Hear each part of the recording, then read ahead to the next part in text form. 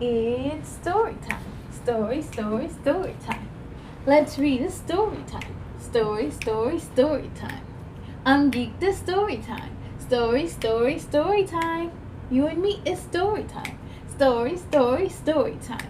Let's achieve. Hello and welcome to story time with me, Kayla. How's everyone doing today? I hope you are enjoying your nice warm Sunday because I definitely am.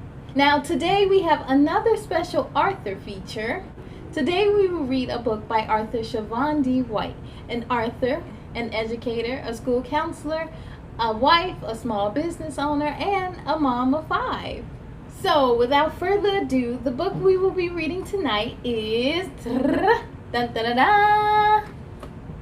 Hoopstar, written by Chavon D. and illustrated by Bev Johnson. Ready to see what this book is all about? Here we go.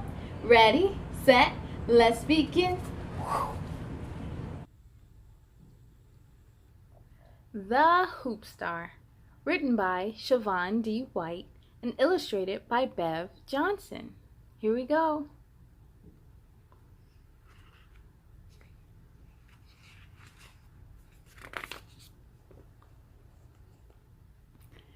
It's the last quarter of the game. I can feel the excitement all around me. My team, the Mustangs, are facing off against the Bulldogs. This is the biggest rivalry game of the year. Our school and community are depending on us to win. It's been 10 years since we beat the Bulldogs. A win tonight would mean so much to all of us. I look up and see my mom, stepdad, and siblings all holding their "We love Brylane Langley" signs. I give them a thumbs up, something we always do every game. It's my way of telling them I got this, and their way of saying they believe in me. I'm only 12 years old, but it's no secret that I have the skills and ability of any WNBA player. I'm not being cocky, just honest. I focus my attention back on the court. I narrow my eyes and stare at my opponent. I call it Eye of the Tiger glare. I prepare to play my position and make them remember the Mustangs. We're only a few minutes into the fourth quarter when Coach Chris calls out for a timeout. The referee blows the whistle and Coach Chris waves for us to the huddle.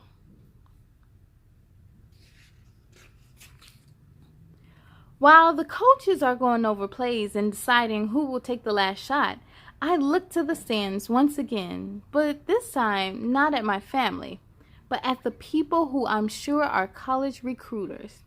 I recognize the ones from Carolina Coast College and Southwest University. The other ones I'm not so sure about, but I do know they're here for one reason and one reason only, to see me. I have to bring my A game.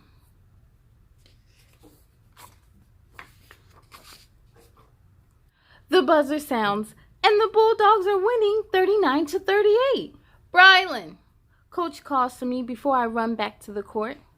It's up to you. You have to make the winning shot, he shouts to me.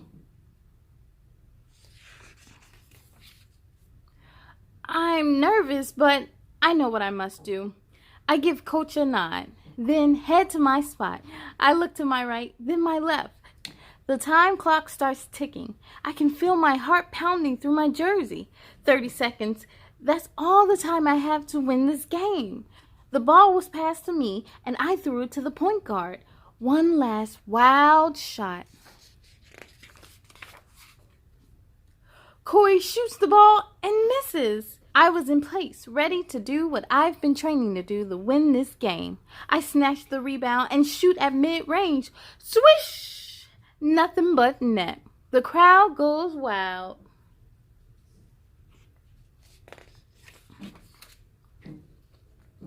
Within seconds, the entire court is covered with cheering fans, jumping up and down and congratulating us on such a great game. It's not long before I spot my mom and stepdad, who are both smiling brightly. I know they're proud of me. The final score, 40-39. Mustangs for the win. Coach Chris picks me up and twirls me around like a spinning top.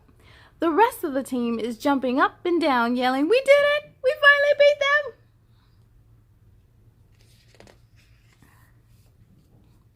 them!"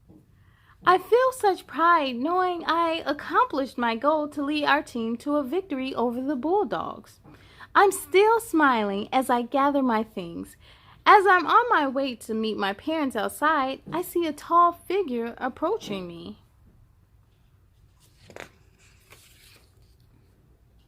My hand starts to shake, and my stomach is suddenly in knots.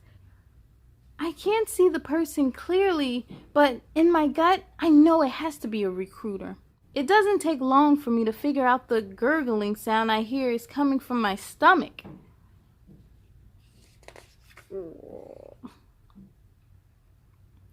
The tall figure, who is now standing right in front of me, extends his hand towards me.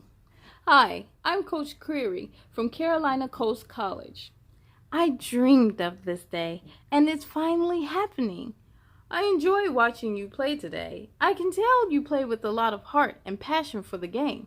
"Thank you, Coach Creary." "I know you have to get going, but I just have a few quick questions." "Questions for me? I hope I don't mess this up." "Okay," I say with confidence.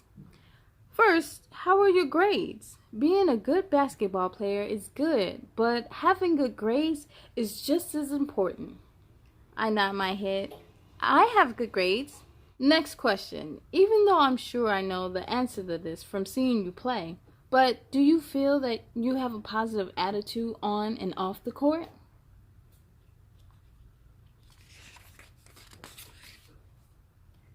"Yes," I answer with even more confidence than before. "And my last question, how would you like your own jersey from Carolina Coast College? Because I am going to recruit you." "I would love that." I felt nothing but joy rushing through my body. "Great. You keep up the good work, and I'll be in touch with you and your parents soon." He extended his hand again before he walked away.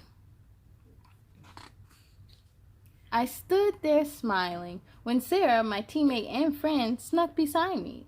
"What's that smile about?" she asked. "I think I just got recruited." "I'm not surprised. Who wouldn't want you? You could probably go to college right now and do awesome." My excitement soon faded when I really thought about what was going to happen one day. "What's wrong?" Sarah asked. "I just realized the challenge I'm about to face." "What kind of challenge? You're a great basketball player." "Not basketball. I'm talking about in school. In the 5th grade, I was diagnosed with dyslexia." Who?" I laughed because the name is kind of weird. Dyslexia. It's a learning disability. It makes school quite hard. No matter how hard I try, it's still very frustrating to me. "Why is that?"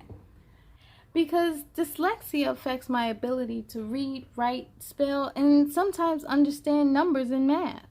Sometimes I get confused with directions such as left and right and east and west." Sarah looked confused. "But you don't look like anything's wrong with you," she said as she studied my face closely. "You can't look at me and tell that I'm dyslexic." "But you make good grades. Are you sure you have that?" "I'm very sure. I have good grades because I go to a special lab class with other students who have problems just like me. At home, my parents help me a lot too. That's why my grades are good. I have a lot of people helping me." 1 year later. The rest of my 8th grade year became a crusade of discovery and adventure. At the end of the year, I finished with all A's. Coach Chris named me MVP. I also made the principal list and received a plaque for outstanding achievement and named Female Student of the Year. I'd poured my all into finding a way to succeed, and it worked. My parents always say hard work pays off, and they were right. Once I realized I had to work a little harder than everyone else, I did, and guess what? I no longer felt dumb. I felt on top of the world. Brylane Langley would be known as the smartest, fearless, most athletic person at North Shore Middle School. I can still hear my mom's words after the 8th grade ceremony.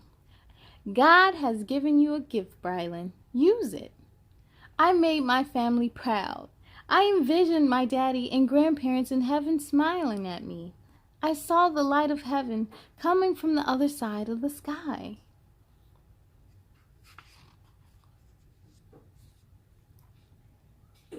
Now that the school year was over, I'm preparing to embark on my new big adventure, high school. I, Brylane Langley, had shined bright like a star. I smile as I look up towards the sky, thinking of how cool it would be to share my story with other dyslexic students. I'll tell them they can overcome the challenges they face. At one time, I wasn't so sure about my future, but now I know I'll graduate from high school and go to college. Coach Chris told me that there are colleges that have special programs for students like me. They have small classes and every student gets the attention they need. In fact, it's a very important part of their program. I have no doubt I'll do great. Welcome, Brylane.